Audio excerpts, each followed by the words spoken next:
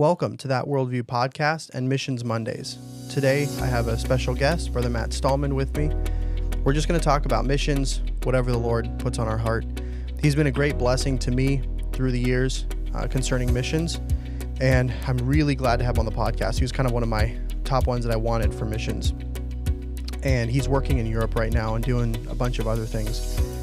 And it's just really cool to see what God is doing with him and his family. So with that, Brother Matt Stahlman, thank you for being on the podcast. Hey, David, thank you for having me here. It's always a pleasure to just be able to sit down and talk about what the Lord's doing and just, in a testimony sense of how God has brought us to this place. And it's interesting because you would think that when we're looking at success in missions, you're looking at numbers or you're looking at longevity.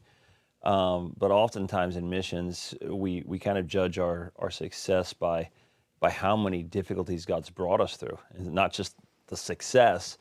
And God began to put that in us really early on in missions, because when we first started, we were in Malawi, Africa. And it was just sort of like if you know Murphy's Law, anything that can go wrong will go wrong. And I think that's a lot of missionaries start with all of these things unraveling. And that's what happened to us, is just things started unraveling a little bit. And so every measure of success and fruit that we've had to this day now, after 26 years of missions, it started in somewhat of chaos. And I think a lot of missionaries start in the chaos, and they never really figure out how to get back up on their feet. But I've been watching the grace of God, where He's bringing missionaries through some dark times, and that's really where I guess we've developed that relationship with God, that intimacy with God, the walk with God, to be able to develop that consistency throughout, our life and ministry. And so, we are certainly not professionals at ministry and missions, but we have failed at enough things and saw God's grace in our life throughout the years that it's convinced us of God's goodness, His sovereignty, and His protection. And I'm grateful just to be able to be serving Him today. I've heard some of your stories. They're pretty awesome. Actually, for the listeners, would you mind kind of just giving a really brief, I guess, how much time you spent in Malawi, Africa, and then kind of what you did with Beyond Borders, and then kind of just to up to now, so they kind of have an idea of what you've been doing. Sure. I had one pastor ask me, he said, "Give me your life story in 5 minutes," and so maybe we'll do that. That'd be great. So, I was saved young. Went to a Bible preaching church, Independent Baptist church. Heard the gospel, loved Christ, that immediate response of a child to, like, this is so cool, Christ died for my sins. But it didn't really powerfully influence me until the age of 17, when I really saw the beauty and the glory of Christ, and then took that step of really surrender to the Lord. And I didn't know what that meant, because I was kind of backwards in the sense that I wasn't a people person, raised out in the country on a little farm, just not looking for ministry, not looking to be around people. But at 17, God really changed that. And we started serving at our local church, and really dove into like bus ministry, teaching Sunday school, this kind of stuff. And I found so much fulfillment in knowing and serving Christ. So from that age of like 17 to 22 or something, I thought the greatest thing a man can ever do is stay in his local church and just serve God, be around the pastor, soak up everything. And I was so content in doing that. And from there, one night in, I believe it was October of 1999, God began to deal with me about Africa.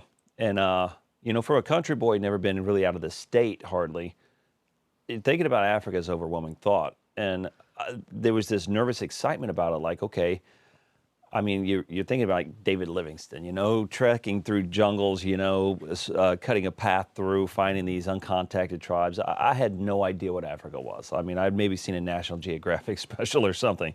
No idea. And I pushed it away.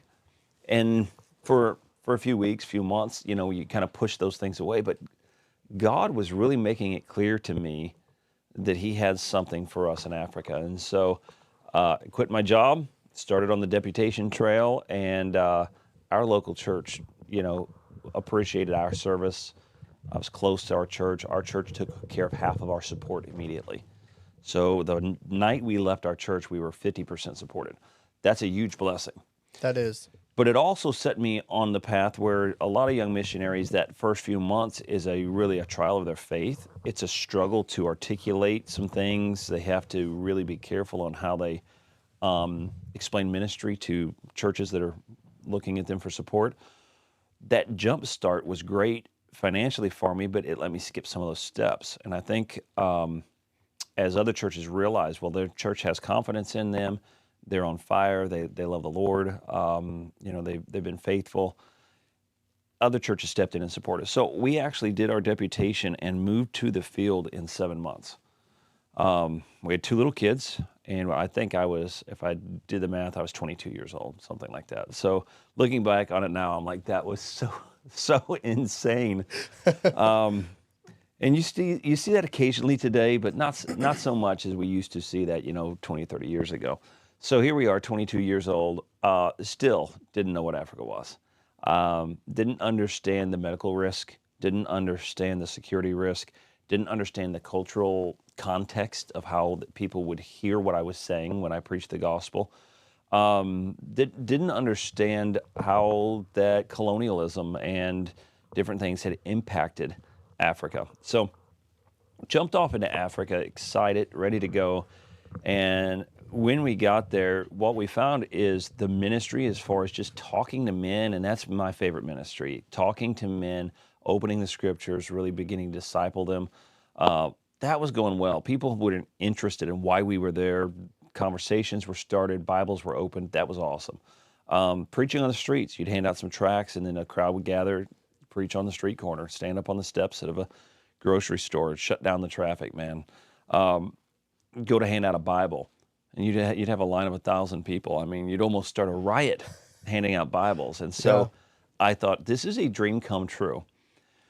But while the ministry was fun and exciting, a couple things were happening. First of all, I could very easily misinterpret what was happening there, because I didn't realize there was an undercurrent of people thought, well, here's an American and maybe we can get something from him. We might have a benefit. So I didn't really catch that. I was pretty naive. The second thing is my family was struggling to stay afloat in the sense that we ended up under budget, which we didn't know, but most missionaries realized that their first term. We should have had a little bit more money.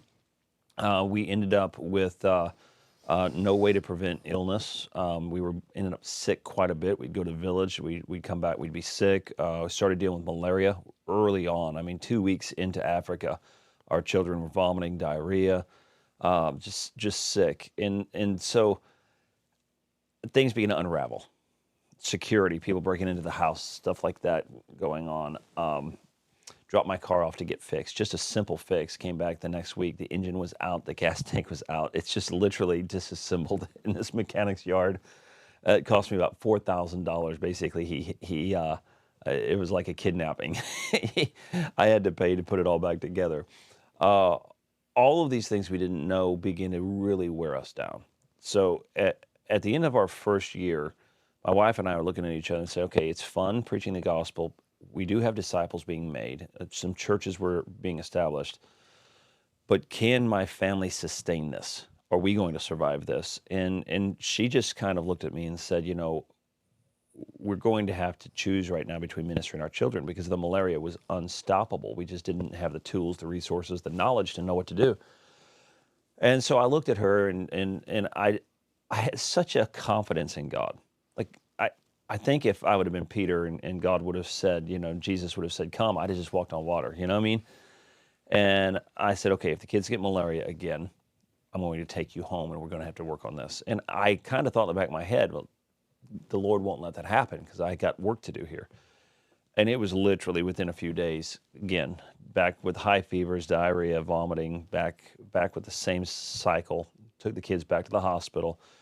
They've got malaria again. And so here now I kind of made a promise to my wife. So I, again, underfunded. I had to borrow money from a friend. And I made several calls trying to borrow some money just to get plane tickets. And I think back in that day, we didn't even own a credit card. In Africa, nobody in Africa would have taken a credit card. We didn't have internet to go to Hotwire. So it's a complex process back then. So we get the tickets, we get home, go straight into St. Louis, admit our children to St. Louis Children's Hospital. Spleens, livers, kidneys, all just absolutely, to the point of failure, to the point of like renal failure. The kids are not processing liquids, they're swollen. So the malaria was killing them. So from there came hard decisions.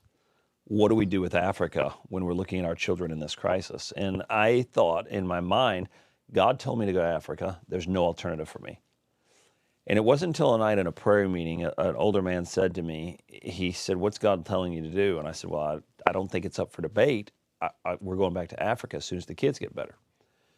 And he took me to Genesis chapter number 22. Abraham takes Isaac to the top of Mount Moriah because God told him, "Take thy son, and sacrifice him." That was the will of God. God said that's the word of God. Then when he gets up there, God speaks again and says to stop. And so what this pastor said is, you can't go off what God told you before. He said, what is God telling you today? He said, your walk with God is not something that happens once in your life. It's your daily communication, surrendering to God. And he said, what is God telling you to do today? And I said, God is telling me to stay home. And that's a humbling thing, because, your local church was so invested. Your sitting church is so invested. Your friends were so invested. Other pastor friends were so invested. And the churches in Africa that we had started, I felt like they were relying on us. And really, you kind of lose your identity when you sell yourself as a missionary. And then one morning you wake up and you're no longer a missionary. Okay, then who am I? It's like somebody when they retire from a job they've worked their whole life, or somebody gets out of the military. You wake up the next morning, you're lost. But I went home and told my wife that night. I woke her up about 1 o'clock in the morning, and I said, God's telling us to stay home. And of course, my wife's more spiritual than I, and she already knew what God was telling us to do. She knew, but as a good wife, she let the Lord speak to me. But from 2001 then, or so, at our return to 2006, those were kind of like lost years for us, because the first thing my brother-in-law said, well, I can help you get a job. And I'm like, man, that's great. I need a job. And he got me a job at a janitorial place. And so here I am. I go from preaching 10 times a week, starting multiple churches, discipling up to 80 men, living in the jungle, in Africa, to cleaning toilets. And it was a night job, so clock in at 10 o'clock, clean toilets, sweep floors. And there was this kind of a breakdown of like, what am I doing, God? This is crazy. And we kind of did that. We went to church, taught a Sunday school class, but still in the back of my mind, maybe not bitter, but definitely asking God, do you know what you're doing? I thought there was something more. And it's like Moses being raised up in Pharaoh's house and then finding himself on the backside of the desert. He thought he was going to deliver Egypt, and now he's tending sheep. And there's that dark time of life. And I think a lot of people have this. I'm watching young men today from 18 to 22, 23. They graduate high school, and everybody's like, what are you going to do? What are you going to do? And they're like, we have no idea. There's that's true. That blank spot in life. Yep. It's hard. Well, that's where we were for 4 or 5 years. And in 2006, a friend of mine called me and said, you got to come hear this guy preach. It was a missions conference, and missions kind of almost irritated me, because it was kind of the thing like, that's where God broke me. Like Jeremiah said, he's deceived me. It was a tender spot. Yeah, it was. I was like, I'll teach Sunday school, I'll do bus ministry, but I obviously am not cut out for missions. That's where I failed. And Brother Gillanger was preaching that conference, and the first thing he preached was a Sunday morning. He gave 10 reasons why missionaries fail. So I'm listening to that, and I didn't want to hear it, because I thought, here's another guy going to tell me all the things I did wrong. But those 10 reasons why missionaries failed connected my wife and I to our past, to where we could see that the hand of God was in some of this. We weren't prepared. Things that our church should have done, maybe that they didn't know to do, things that that we could have prevented malaria, things we were not trained for. And even though it was painful to go through the process, it actually was relieving to know that, okay, this is fairly normal. Missionaries go through this. And over the series of that, the next 4 or 5 messages through that series, God began to reveal to me and to Kathy that God allowed us through those dark times to understand some things so that we could help missionaries prepare. Brother Gill said one night, I think it was a Wednesday night at that conference, he said somebody should be telling young missionaries what to expect when they get to the mission field. He said we need somebody to like run a camp and help prepare missionaries. And here I am again. It's like going back in time, like the last time God spoke to me and said, go to Africa. Here God is speaking to me again and saying, there you go, that's your job. And my only qualification to train missionaries is I was a really bad missionary. It's like, I have no credentials. Yeah. Yeah. And I'm thinking, I was 29 years old. I'm thinking, well, I'm going to call churches and say, hey, let me straighten your missionaries out. I'll tell them how to get this done. And they'll say, so what's your experience? I was like, oh, I failed really bad. You know, I mean, I thought, Lord, again, here we go. I'm not cut out for this. I've already tried to do a ministry and it didn't work. So, but the Lord, he was relentless. And so I met with Brother Gill that week. We went to Burger King. We sat down. I said, what do you mean help missionaries prepare? So he sat down on a napkin. My best, the greatest lessons I've ever learned have been on a napkin. You know what I mean? It's like napkin theology. Comes into restaurants, usually a Mexican restaurant, right? Hey, they pick the best spots, you know? So Brother Gill just starts writing down. He's like, here's what missionaries need to know. And as he's writing it, I'm like, well, yeah, no kidding. Nobody ever told me that. So that was fall of 2006. By 2007, we had started what we call Beyond Borders, and we were training missionaries. The first few years was laughable, really. We did our best. We had some doctors come in and help us. They did a good job. Brother Gill came in a little bit, helped us. But we were just trying to figure out, okay, how can we impart some of the hardship and pain and some of the strategies, things that we wish we would have known. And that was, I guess it's been, 18 years ago now. And so God has allowed us to be able to do that. And really probably have had 400 young missionary students come through and just been able to pour into them and then see them go on to start churches and work overseas. And God's been, I mean, it's a dream come true. I can't believe what God has done through the hardships in Africa, how he has redeemed that. It's like Joseph going to prison, and then God later says, I'll show you why. And I think a lot of missionaries break before God reveals to them why things were difficult. We give up on God, and not just missionaries, but a lot of us, we go through some suffering, some hardship, and God is getting ready. I think God is just almost giddy with excitement, waiting to reveal what he was doing. And we give up before God shows us.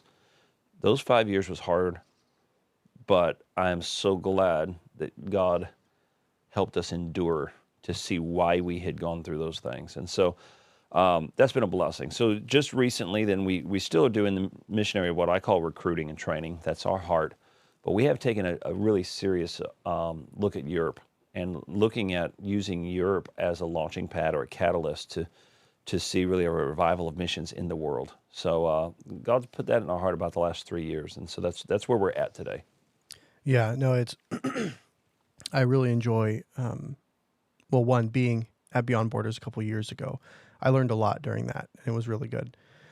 The other, you're going to Europe, I think has been really helpful for me. I don't remember who told me it. It might have been you or somebody else. No, maybe it was Brother Corey Mears. And this was when I was kind of asking God, what should I do? And he said, don't paint yourself in a box, or don't name yourself in a box, you know? Mm. And that's something, it's funny, right after he talked about that, I think it was like a year later, you had kind of told a lot of your friends, hey, I think God's calling me to Europe, to reach Europe for the world. And I really, because that's essentially what you're doing, you know? And that was really good. And so even with me going to Romania, I've kind of done the same thing, from Romania to the world, or wherever it may be. Yeah, and I think that's, Jesus obviously gives us an example. You know, he focuses in on Galilee. It's his home planet. He stays around that sea, spends most of his life around that sea, takes those trips into Jerusalem, and he does what we would call mass evangelism in there. But that wasn't the stopping point, it was the starting point. And then, of course, with the Great Commissions comes then where we get the heart of Christ, is to say, okay, I've given a demonstration, But that wasn't the stopping point. That's now the catalyst, right? What started in Jerusalem now to the ends of the earth. And missionaries have been programmed to pick a village and perfect a church. Well, first of all, the idea of the perfection of a church, boy, churches are always in this cycle of things go good, things go wrong, you know. And I think sometimes we've been just in the mentality that I ain't got to stay there until things are just right. You know, everything is perfect. But that's unrealistic. And if we are moving at that pace, there's certainly no way to reach the world. So what God began to put in us, and it's not super popular yet. I mean, we're gaining some momentum, Yeah. but the idea is that my calling is to the world, right? That's the calling. The field is the world. How do I initiate that work? I believe that God has led Kathy and I today to initiate those works in Europe. And at this point, we're just assisting church planners. We have 3 church planners going into Europe this next year so that we'll be assisting. We've got some other things going on where we're helping people. We're doing mass evangelism. We've been just at the Olympics at Paris because Europe touches the world. Like literally, like if you look at the map, Europe touches the world, and all of Asia, the Middle East, and North Africa are pouring into Europe. They're coming into Paris to shop, or they're coming into Paris for Christmas. I think 20% of the population of Paris now is immigrants from Muslim countries. It's incredible. Same thing in Greece right now, coming in from North Africa, from the Middle East, Turkey, Iranians flooding into Turkey. So the world is pressing into Europe, and then Europe is pressing back out to the world. There's still so much influence. And I think we have just always thought America is the center of the world.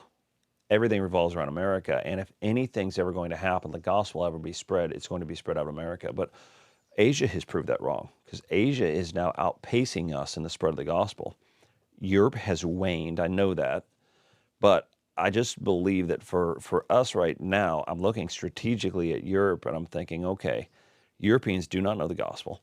You say, well, Europe has all rejected the gospel. That's not true. Their forefathers may have, but they have not. This generation of Europeans has never heard the gospel. I've yet to go down the streets in France or Paris especially and just meet somebody who gives me a testimony of being born again. I've never have met one. They do not know the gospel. So there's churches there that are dying or in the dying stages. And I can see God reviving Europe and starting to send these guys from Europe into the neighboring countries. So sending the guys, there's strong churches. There's some in Spain. There's some in the UK. There's some strong churches in Belgium and Germany. And I can see us starting to raise a generation of missionaries out of Germany, out of Belgium, out of Spain, into Bulgaria and into Moldova and into North Macedonia. And why are we going to send all of our American young people and not even challenge the Europeans to do this themselves so they can reach their neighbors? Then we challenge them to not only reach their cities and to reach their neighboring countries, but we challenge them to go and take the gospel to the ends of the world. Europe has done it before. And I'm starting to see God breathe a little bit in Europe with a missionary passion. So I'm excited about that. I just can't talk enough about it, because the Europeans are well-traveled. They're trilingual already. I mean, they can go into all of North Africa, and they can go into Portuguese-speaking countries, into French-speaking countries. They can travel, and I think God is going to raise up churches in Europe and then churches through Europe to the rest of the world. And that's what we're praying for, and that's what we're working towards. And so it is strategic, and I believe the Lord led us that way, but it's not just a blind statement. It's Right. I see something happening. Yeah. There was a question actually I had kind of with, because your heart really is to reach Europe to help reach the rest of the world. And I would say for me right now, I'm dealing with some young people that I have just that are friends and stuff like that. And they don't even know where to start. There's a couple guys I'm talking to right now where they've told me that God's calling them into missions for the last, 3 to 5 years. and they're still in the exact same spot. What would be kind of, just because you were saying you started out as a failed missionary, what would be your first recommendations for them? And what, because they got to start somewhere, where would they start? So I think I always answer this question the same way. The most important decision that they'll ever make, and they need to make soon, is who is going to be their missionary mentor. Paul says, you have many instructors, but you only have one father.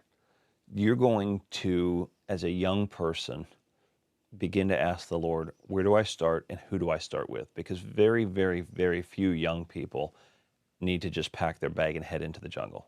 It's not that it can't happen. Like you read some stories, Bruchko, or Bruchko, I was thinking about, yeah. You read some of these stories like, okay, it could happen. Right. But that is really the exception and not the rule. Paul has Barnabas and Timothy has Paul, and you go through this. If you look at a person and you say, God, what they're doing is what my heart is, then connect yourself to that person in a way that you can serve with them, alongside of them, underneath them. The beauty of singleness, and there's downfalls to singleness, right? The beauty of it is you don't have to consult with everybody. If God has opened a door for you in Africa or for Europe, for South America, you see somebody there doing what God has put in your heart, and you sit down with your pastor or father and you say, look, that guy's doing what I want to do. It literally would only take you a few $100s a month to go and serve 6 months there. Now, whereas once you step into a family and you got a mortgage and you've got all this other stuff, okay, we've got some issues now. Right. But singleness provides us an opportunity for training and exploration. So if you pack your backpack and you go into Chile for 4 months with a guy and you see what he does and you're like, man, I really learned a lot. That was fantastic. And then you see a guy over in the Pacific, and he's on one of the islands. So, man, that guy has got multiple churches going, disciples going out of his churches to start churches. How's he doing that? And I'm not anti-Bible college, but somebody will spend $20,000 a year for room and board and education for 4 years. That's $80,000 they've spent to sit in a classroom to hear about things being done. I believe in on-the-job training. So if you're going to be a welder, you can go to welding school, or you can just go and watch somebody weld. The truth is 90% of our young boys, and all of science has proved this right now, it's not even a Bible statement. This is a scientific statement. Boys learn on the job. We don't adapt well to classrooms. We get bored, we get frustrated, we're daydreaming, we're texting, we're doing something. So you've got to be careful that we don't look at the classroom and say the classroom is the answer. Okay, it's part of the answer. But the answer is, who is the man that I'm going to follow into battle? Who's the man that I'm going to say that guy is the guy that's doing?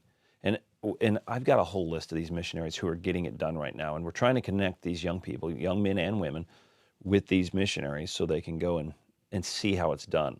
I think that's the number one thing. You're risking virtually nothing.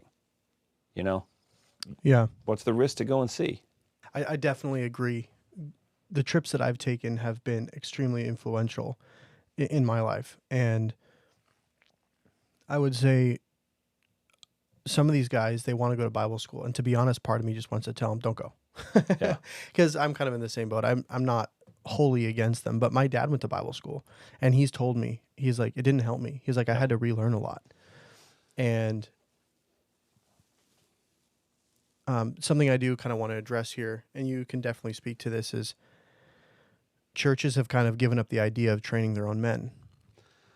Yeah, well, okay, so one of the greatest criticisms of missionaries right now is this.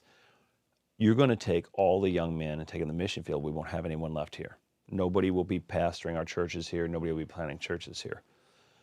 And I'll speak to that kindly.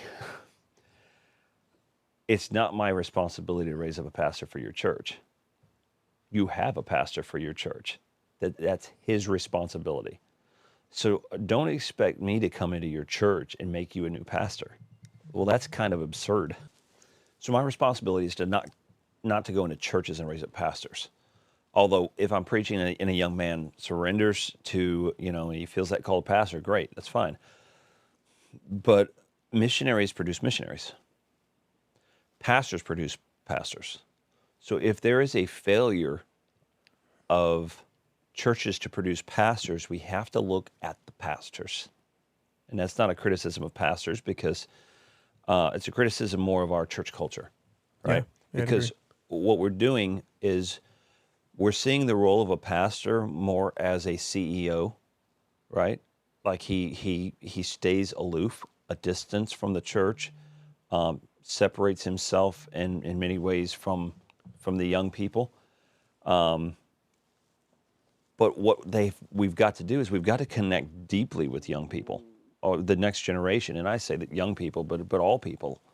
So we've got to have a deeper connection. And primarily, I would never expect a missionary to be trained sitting in a church pew or in a classroom. I have to take them to the jungle.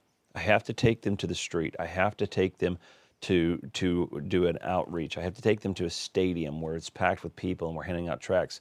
It's all on the job training. And my pastor, when I was young, I don't know if he knew what he was doing or not, like he planned it, or if it was just his nature. But everywhere he went, I went. Like if he's going to a funeral, I go to the funeral. If he's going to make a visit, I go to make the visit. If he's going out to lunch with a visiting pastor, he's going to take me with him, and I'm going to sit there and listen. So I know that I annoyed him. I know that I asked stupid questions. I know that it cost him money because he probably bought all the meals because I didn't have any money. It cost my pastor to pour into my life. But everything I am today, somebody poured into me. So when we're talking about reproducing ourselves, whether it is a pastor or a missionary who does missionary work without a young person by his side that he's training is wasting his time. You never travel alone. A pastor who does all of his visiting alone is wasting his time. A pastor who his door to his office is shut is wasting his time. A pastor who goes to coffee alone is wasting his time. And what we have now is we have generations, multiple generations now, of thousands of churches that are in a dying stage that can't find a pastor to come. And the reason is we sent our young people to be trained by someone else in a classroom setting, so they got a poor education. And then when they came back, if they come back to our churches, they come back to our churches criticizing the way our church operates now, because now they're educated, or they've been picked up by some other ministry and they go off onto that ministry. So we forgot how to make disciples. Like totally forgot. Like we didn't even realize we're supposed to be doing it. But Mark chapter number 3, verse number 14, Jesus says, the Bible says there that Jesus, he ordained 12, that they should be with him. Jesus looks at the disciples. From the disciples, he ordains 12, and he says, these guys are going to be with me. Eat, sleep, drink, preach, travel. These are my guys. I'll reproduce myself in them. So it says he ordained 12 that they should be with him, that he might send them. You cannot send a man who has not first been with a man, under the wing of man, discipled by a man, made by a man. So churches that are getting this are attracting young men. And churches that are not getting it are complaining because they're saying, how come everybody's taking my young men? Well, if you would pour into them, pour your life into them, take them to the streets. Don't tell them to go to the streets. Take them. Take them to the homeless shelters. Take them to the street corners where the prostitutes are and the guys are shooting up drugs. Take them on the journey with you. Take them on a visit to the hospital. Take them to your study. Open up your Bible. Pour your life into your young men, and you will have disciples. They will come to you. So it's not the lack of disciples, it's the lack of disciple makers. We saw it yesterday morning. We saw a man get up and preach here at this church where we're at, who was discipled by his pastor, and it poured out of him. I mean, it's like everybody who was sitting there listening was like, that sounds just like his old pastor. So, and I know I've been to their church and I've watched. I've sat in that pastor's living room. He pours himself out into everybody. And we're missing disciple makers. So that's leaving disciples like orphans. They're just kind of floundering about. Yeah, so here's where they being discipled then. I'll tell you. YouTube. Yeah, it's true. And by Calvinists, by evangelicals, by everybody, right? Because they're orphaned. If our men don't live a selfless life and pour into the disciples, we will have no pastors, or we'll have pastors made on YouTube, or in a Bible college setting where I'm not sure about all the theology coming out of the professors today. I know a lot of the Bible colleges today are have shifted drastically. I went to a Bible institute, and I couldn't call it a Bible college because mostly we cleaned toilets and picked up bus kids. That was kind of our, like we were the janitors and we ran buses. But our pastor was with us. If we were cleaning the bathroom, he's cleaning the bathroom. We followed our pastor like little ducklings, right? And we learned to reproduce the things he was doing in a real life setting. And I'm so grateful for that because the alternative to me is not very attractive. A mass training in a classroom or even a correspondence training. It's not the same. I agree. What do you think how important are young people to the mission field? Well, we can't lose a single generation. We can't have a gap. It's almost impossible to recover from those gaps. And we're actually, my generation, I'm 47, so my generation is a gap generation. So David Gibbs said this in a study that they had done years ago. He said 85% of our children raised in our homes in church left the church. So my generation retained 15%. So here we are back in the 90s, late 90s, early 90s. We have these mega churches running hundreds and thousands. Many of those churches are gone. It's not like they're smaller. It's like they don't even exist, right? 85% of us left. And it was detrimental. It was huge because we can't just recover a generation. That means we're missing the evangelists, we're missing the missionaries, we're missing that. And the life health of the church can always be judged by its young people.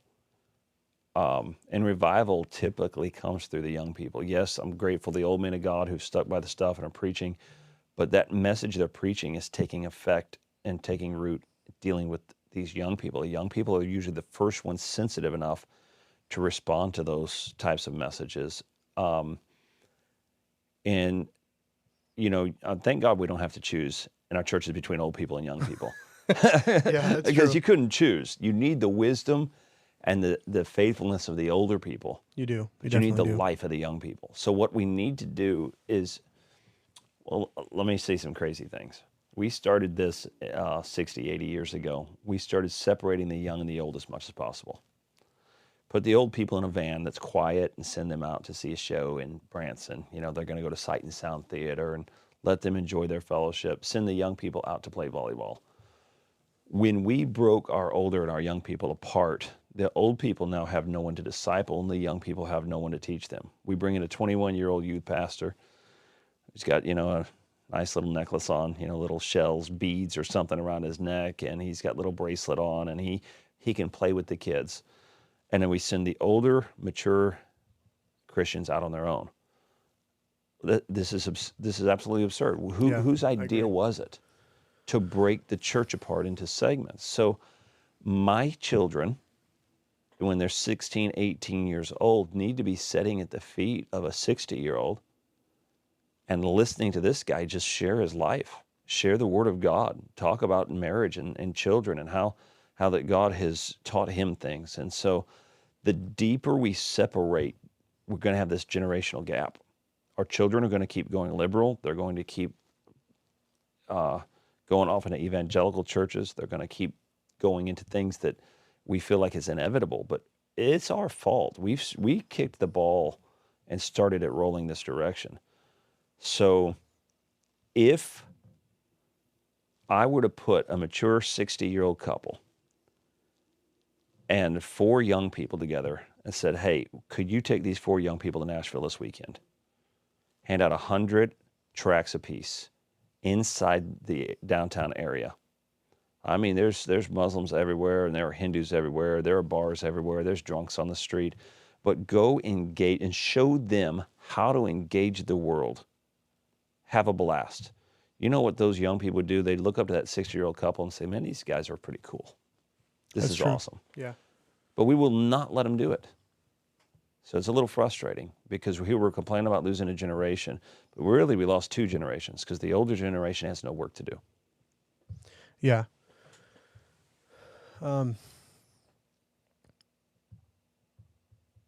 That has been, I heard a pastor say yesterday, and it kind of rang. I've been thinking about it just a little bit, just because of the implications of it. But he said an empty nursery is a dying church. Yeah. And there was just a couple of us sitting there talking, and I've been thinking about that for the last couple of days.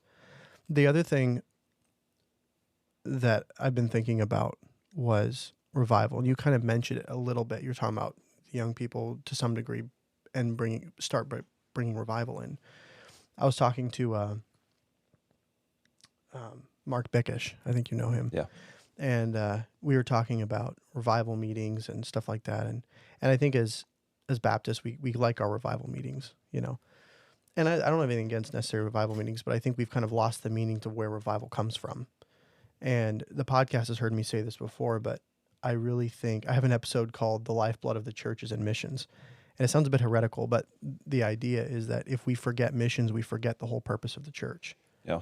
And some of the greatest revivals that I've seen in young people, and honestly in myself, have not been at revival meetings. They've been at missions conferences, and they've been at camps.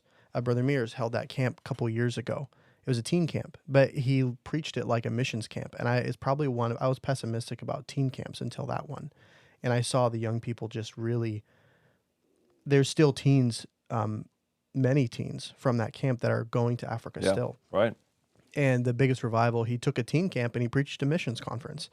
And that has, I think for me, been one of the things that's really changed how I look at our walk with God, or at least my walk moving forward in what I'm bringing with me concerning missions. The other thing was, what would you say for the older missionaries who are on the field? What could they do to kind of bring people, young people on with them, or some of the things that I guess even you're doing to help young people get there? Because I feel like there's this gap. Yeah. I'm observing this gap. There's this gap between the missionary and the young person, and you're just kind of watching this lack of movement. At least I am. So I think there's two really easy answers to that. Number one, invite them. It's like most people are not going to intrude in someone's personal life, right? I'm not going to just call up a stranger somewhere in Cambodia and say, can I come hang out with you? You know? So I think that missionary should be the one with the invitation. So if you read, Barnabas goes to Paul and gets him. So here's Paul sitting in Tarsus. He's been saved a dozen years. And I'm sure he's preaching the gospel. But Barnabas goes to Antioch. He looks at Antioch. He said, man, we got work to do here. I need Paul. All right, he goes for Paul. Paul goes to Derbe. He says, I need Timothy. So and I think this example follows through all from Elisha on. The mature man goes and gets the younger man. I think a pastor in a church should be looking at a 20-year-old and say, hey, you come with me in this. I need you. You're the guy. So I think it's the older missionaries' responsibility to give the invitation. And that's why the furlough is important, not so missionaries can take a break, although they need a break. But this becomes prime recruiting time. Hudson Taylor, we talk about Hudson Taylor every day of our lives. Why? Because he's a great missionary? No, because he was a great recruiter. Hudson Taylor was only able to establish so many churches in China, dozens, but not thousands. But he came back, and when he came back, he took 1,000 people back with him from Britain and from the United States. I think it's like 992. Wow, I didn't know that. So, but that's why we know Hudson Taylor. Right, okay. He became a recruiter. Hudson Taylor was preaching for D.L. Moody, and D.L. Moody's church took up an offering of $8,000. All right, this is like 1870. Can you imagine? That's a $100,000 offering. He hands it, he presents it to Hudson Taylor, and Hudson Taylor said, I didn't come for your money, I came for your men. He said, I'd be happy to take that money when you send the men with it. And he waited. Within like 10 days, he had 8 men. They got on a train, went to San Francisco or something, got on a ship to China. So it is the responsibility of the veteran missionary, the veteran pastor, to begin that hunt. He's a head hunter. He's looking for who is my replacement, who's the next guys, right? So not only invite them, but now invest in them. And this is what gets risky, and we're not willing to do this. I'm going to take a 20-year-old and say, hey, I need you. You don't have anything to do, so you're coming with me. This kid ain't got no money, and he doesn't know 5 pastors. How is he going to support himself and take care of himself on the mission field? So here I have a great opportunity. I get to introduce this young man to my friends. So if I have 100 supporting churches, which is an average for a missionary, I send out 100 letters, and inside these letters is a letter from this young man. And I say, Pastor, I'm willing to put my reputation on the line. This young man is the future of missions. I'm going to pour my life into him. He's going to need your help. Would you send him $15 a month? I know you support average missionaries at 100. Would you send him $15 a month to help him get us started? So 2 things have happened now. Number 1, I have his support as an intern, $1,000 a month. I have it raised in 1 letter. It's done.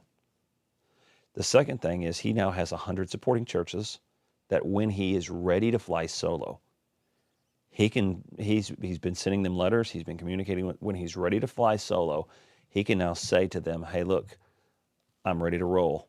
I'm ready to raise my full support. Can I come by your church? So we can sit down and I'll share with you what's God put in my heart. All right. But the missionary's taking that risk. So I can't imagine Timothy having to flip the bill to ride along with Paul. Right. Paul's flipping the bill. Mm-hmm. Right. When Barnabas says, hey, I want you to go to Antioch, Barnabas is responsible for taking Paul to Antioch. So we're not helping missionaries raise their money. We're not helping them get to know pastors. Getting to know a pastor is extremely hard. I've been at this for 26 years. I know certain pastors, but I know the ones I know. I don't know the ones I don't know, and I can't get to know them. They don't return calls very well to missionaries. They're not coming up to meetings like saying, brother, we'd love to take on some new missionaries. I'm pursuing them, and it's hard. It's a hard pursuit. So I expect a 20 or 21-year-old kid to get through the secretary, to get the pastor on the phone, and to be able to carefully articulate his vision. That's not going to happen. Yeah. And I would say I'm kind of in that experience right now. Yeah. Thankfully I do have contacts just because I was raised as a missionary kid, and I've already been working and doing stuff for a couple of years, but I can only imagine, I kind of have my foot in the door just because of where I'm from and what I've done to some degree. But yeah, it is true. I was talking to another gentleman, pastor earlier, and we were talking about missions, and we were saying, there's this gap between, the young people have the availability but no money, Yeah. and then the older missionaries, they may have some of the money but none of the availability. And there's this, like you said, there's this gap, and they're not taking people with them. Yeah. And it's, there's exceptions to every rule here. So when I say something like this, there are missionaries that are doing exactly this, and they're getting that done. There are pastors who are doing this. That's true. And this is where the young people are flocking.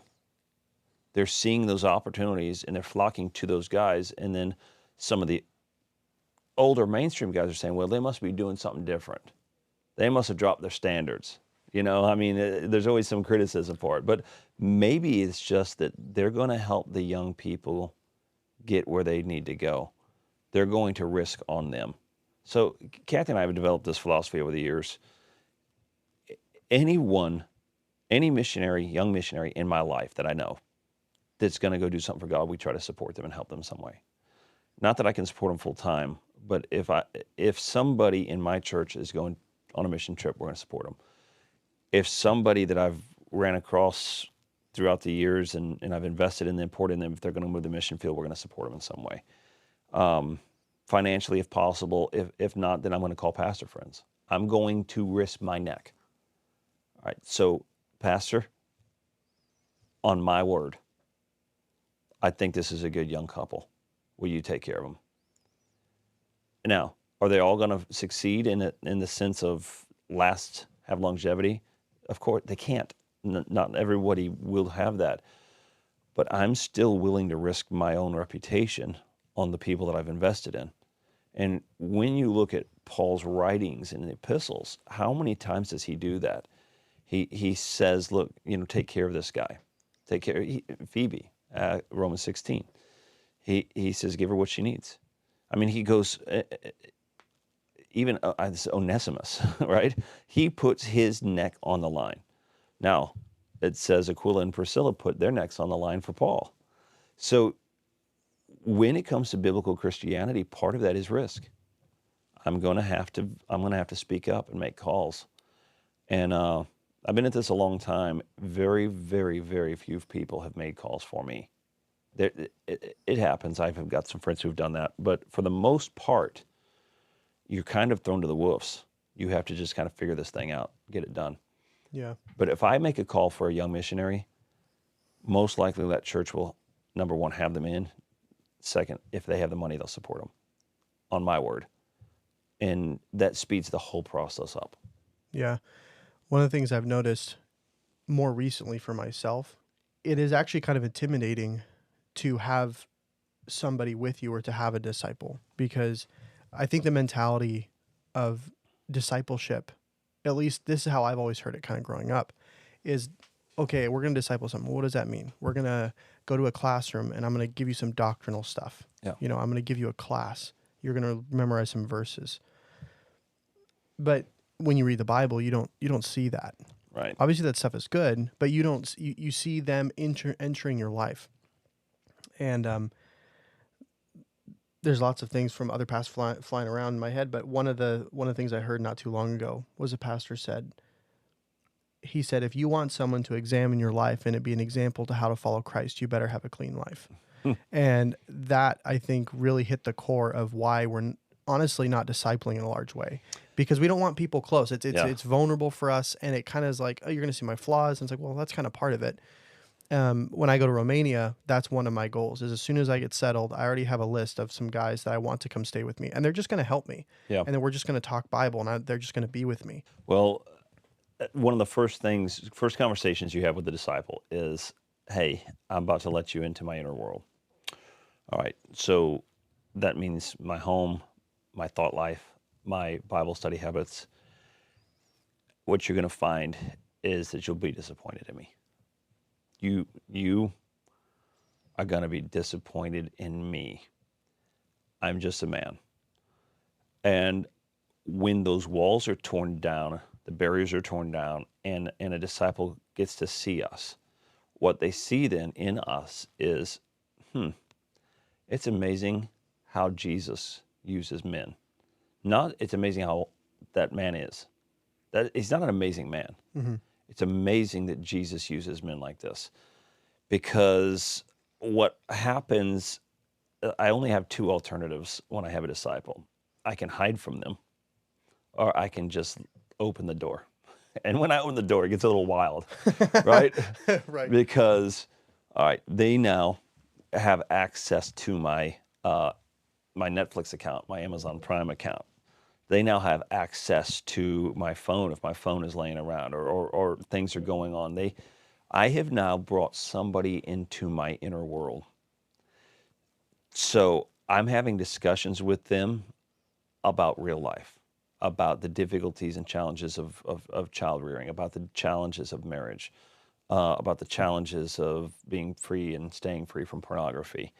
They're now so intertwined into my life that if they ever wanted to wound me, they could totally do it. Oh, absolutely. I have given them the button that would, like the self-destruct button of my family. Now, you're right. So, yes, we're going to live a clean life. And actually, it's pretty good for me. It's pretty good when I know my kids are playing on my phone and I know everybody's in my Amazon Prime account. I know that all of my secrets are out. It's good for me. Transparency is good. But it's also good for them because they are going to still see faults. And they're just going to say, I'm so grateful that God doesn't just throw people away because they're made of clay, right? So it's actually a win-win. I get more accountability, and they get to see the grace of God working in my life. But I have to open those doors and now, doesn't mean that I let everybody in. Right. It doesn't mean I go to the pulpit and I tell everybody my most intimate battles. But when I choose a disciple and say, look, this guy here, he's got the goods, I'm going to pour into him.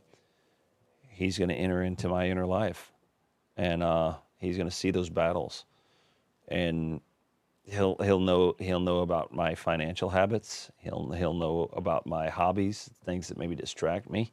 He'll know about my marriage, how it looks pretty good from the outside. How is it when you're living with somebody or you're really with them? And the truth is, well, my family's lived like this. We've lived with people in our lives, and there's no cover-up. And now that's very freeing to me right now, because if you think you found a secret in my life, I'll just give you the number of 10 guys who already know about it. It wasn't a secret. Everybody has the button. It wasn't the No, secret. yeah. Right. So you may have thought you found a secret, but it wasn't a secret. Might have just been hid from you as far as that, but everybody in my inner life already knows this, because there really are no secrets to be held inside this Christian life. Something I found to be freeing about that is, one, this concept of the clergy laity Right. idea, I think, has really made this, you've got this man of God class of people, then you have this, plebeian class of people, where these people are meant for this, these people are not. And I don't think people try to do that, but I think the lack of discipleship and closeness between the upcoming generation kind of creates that in a way. And secondly, especially even for me, there's this, because I know myself, because I'm like, hey, I got to work on these areas, or I don't have the information yet for this area or whatnot. When you see someone that you look up to, just being honest and saying, listen, like, I'm living life just like you are. God's still teaching me and guiding me in a lot of principles. It's very encouraging. It actually gives me tons of optimism to continue pressing forward. Well, when I read the Bible, I read some of the Bible stories, guys, Peter in the New Testament, of course, David in the Old Testament. I'm like, God, why would you even let us in on this? Like, isn't it embarrassing, some of the things these guys did? And yet God lets us in on it. And I think it is to instill hope in us, that there's grace. And that's a good thing. But there was a concept, and it's still alive today, maybe not as prevalent, but there was a concept that very specifically taught that separation. So when you talk about the laity and the clergy, and it wasn't like it was implied, it was literally taught. Pastors, don't have people in your home, don't make friends, don't expose yourself, because somebody's just going to attack you. And I think it actually bred more attacks. I don't think it healed anyone or prevented anyone, because if I have a church and there's 100 people in my church, that's a great sized church, you get to know everybody. So there's 100 guys in my church, and 40 of them I would count as guys that just know me. I fish with them, I hunt with them, I cook breakfast for them. They're in my world. And some of the other guys, maybe for certain circumstances, for certain reasons, they're not in. But if one of them stands up to attack me on something they saw, the other ones stand up and say, yeah, we saw that too. That's all right. You know what I mean? Like, there's not an expectation of perfection. Mm-hmm. If you have an expectation of perfection and somebody finds a single chink in your armor, they can take you down. If no one expects you to be perfect, they just expect you to be honest, open, sincere, loving, to relate to them in some way, to lead them, to bring them hope. Then they see that flaw, and nobody exploits the flaw because nobody ever tried to hide the flaw. In hiding ourselves, digging these holes, hiding ourselves, putting expectations on disciples that we would never have for ourselves, it's just so unrealistic. Your generation, I think, is breaking free. I think your generation now is looking at your pastor and is like, just be real. Let's just go hang out. Let's talk. And I think the pastors are adapting. And I see it as good. I know that there's still some mindset out here today, like everything's bad, woe is me, world is terrible, our churches are going downhill, or we've lost all our youth. I don't see that. I don't see that. I see pastors that are really serious about discipleship, and I see young people who are willing to overlook flaws they see in the church and just go after Christ. I actually, when you talk about revival, we think it's mysterious and we think it's emotional. But what I'm seeing today is revival is when people look at this thing and say, hey, I'm going to embrace this life, this sacrificial serving life of following Christ. I like it. I'm embracing the Bible. I'm embracing my mission.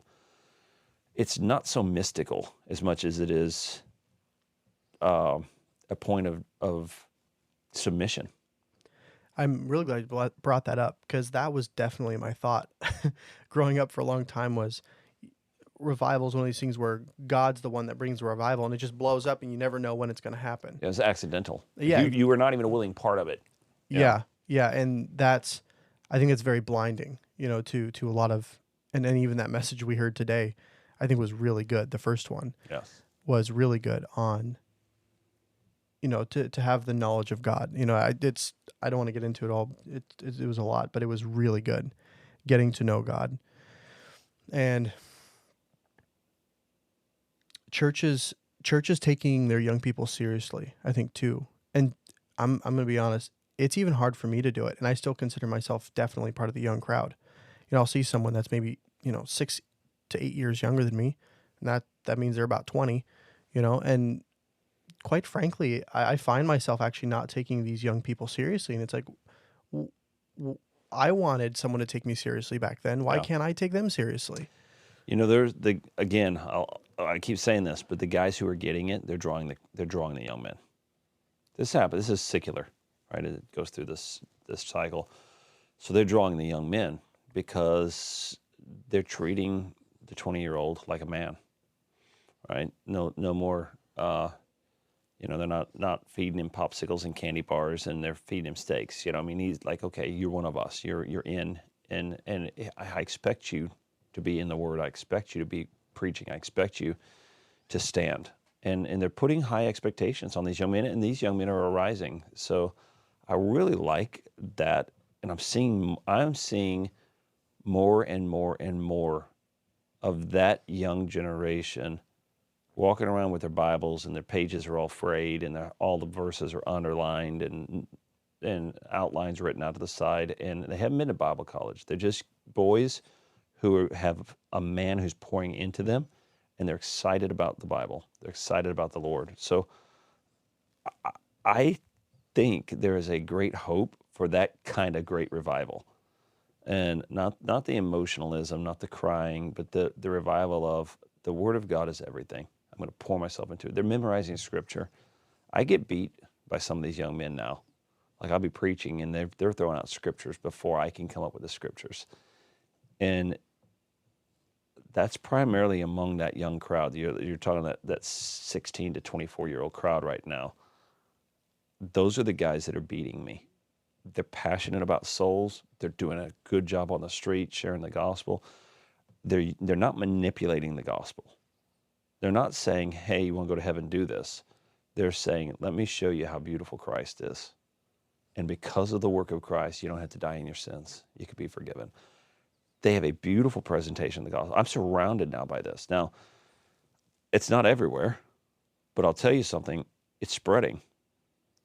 And it's sincere. And I think the Lord showed me this on Sunday morning. I preached at a church in Illinois, and he said this to me. If I can say it like that, he didn't say it audibly. Right. You can't get too concerned about the Great Commission till you get concerned about the Great Commandment. The Great Commandment is to love the Lord your God. You go back to Deuteronomy chapter number 6, then on the New Testament.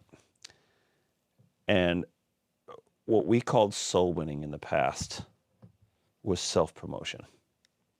I actually got 8 stitches above my left eye one night. A guy punched me, knocked me almost clean out.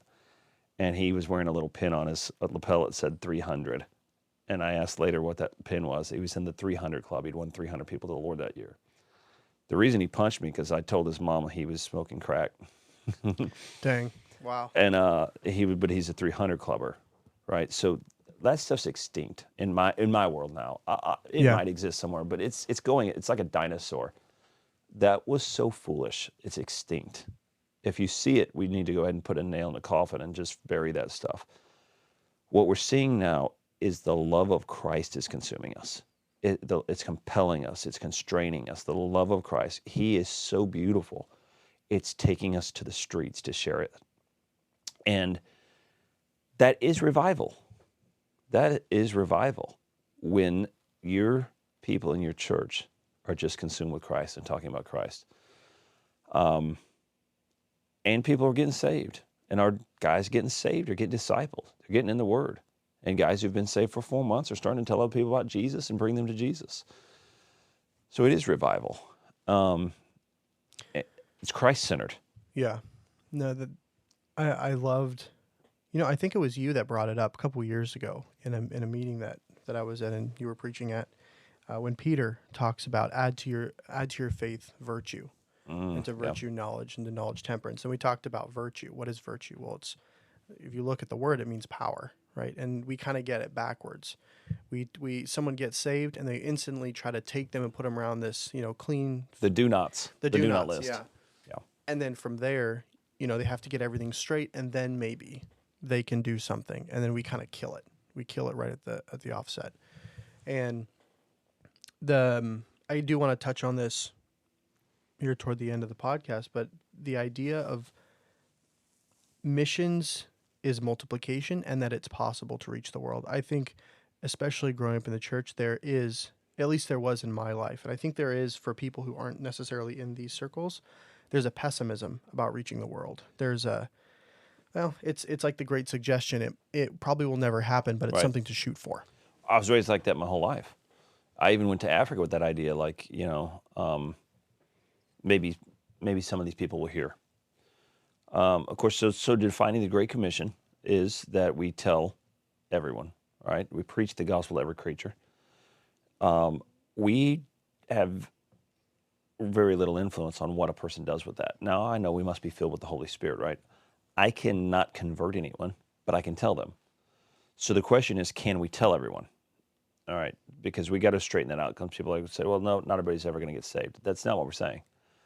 Is it possible, by the power of the Holy Spirit of God, and mathematically possible, to tell everyone in the world that Christ alone saves? It's not by works. It's not through your church. It's not through your baptism. It's not through Muhammad. It's not through the Buddhist religion. It is Jesus Christ alone, right?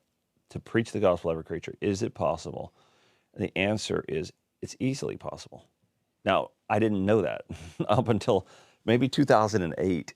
Somebody came by and started sharing that with me, like their plan to tell everybody. And I'm like, well, we'll never do that.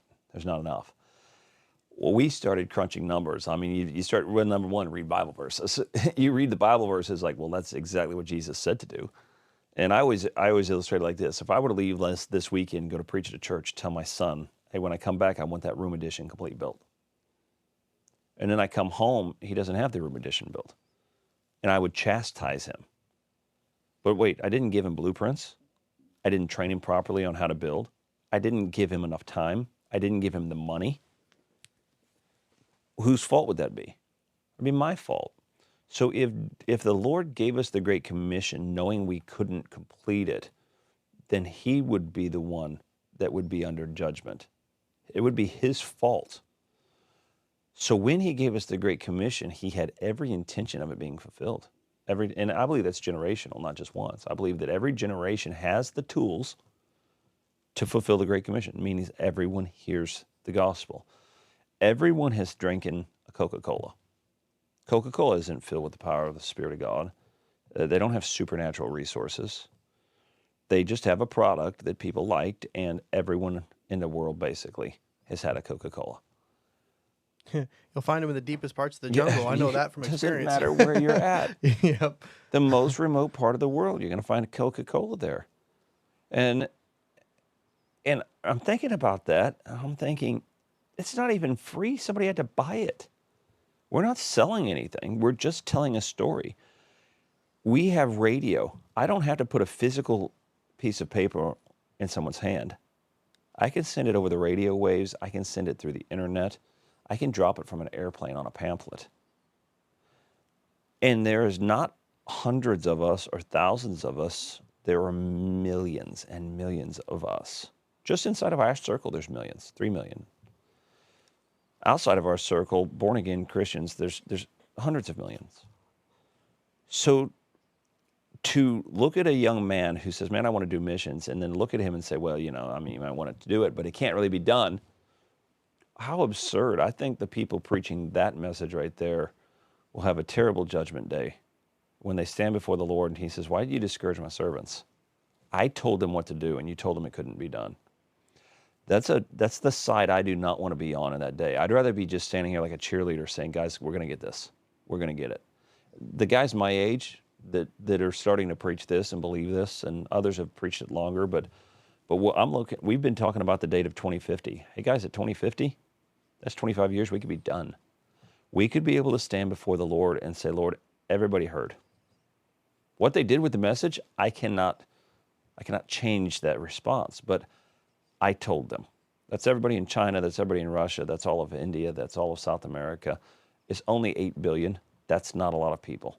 There are millions of us. And so we need to, I think just have a come to Jesus meeting with the scripture and saying, Lord, do you mean this? If so, what do we do? What's my part? And we can get it done. Yeah, that's awesome. I think that's that honestly for me gives me so much hope and optimism. Like, it's like the perfect battle plan for any soldier. You're given a command, And we're going to win. and we're gonna win. Like, who doesn't want that as a life's goal? Who doesn't? Especially if you love God. If that doesn't excite a person, I would say you've got some things to work on for sure. Yep. Anyway, thank you so much, Brother Matt. It's been great to have you on the podcast. We'll have to do this again sometime. Absolutely. Thank you, everyone, for listening. If you have any questions, you have a podcast. I do. Yeah, it's The Reality of Missions. The Reality of Missions. You guys go check it out. I'll put a link in the description for his podcast. And please go listen to it. It's got some great stuff. And I've been listening to some of it. I still need to catch up. But thanks for listening.